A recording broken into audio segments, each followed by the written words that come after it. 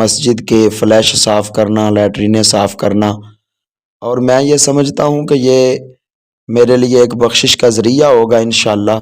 मुझे अपने रब की रहमत पर बड़ा यकीन है और यही होगा, कोई अमाल नहीं है मेरे पास। बस ये एक छोटा सा काम मैं करता हूँ कि मस्जिद के फ्लश जो है वो मैं ख़ुद साफ़ करता हूँ।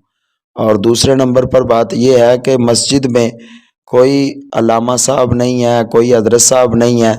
जब एक ही सफ़ में खड़े हो गए महमूद व अयाज़, ना कोई बंदा रहा ना बंदा नवाज। लेकिन इमाम मस्जिद की इज़्ज़त करना, उलमा की इज़्ज़त करना, ये हमारा हक़ है और वो हम सब से आला है। मैं तो अपने आप को उलमा का खादिम समझते हुए, और आप अहबाब से भी ये अर्ज़ करूँगा कि ये मैं दिखलावे के लिए नहीं कर रहा, बल्कि सिर्फ़ अर्ज़ करने के लिए कि जब हम अपने घर के काम खुशी से करते हैं तो फिर हमें मस्जिद के काम भी खुशी के साथ करने चाहिए और अल्लाह की रज़ा के लिए करने चाहिए।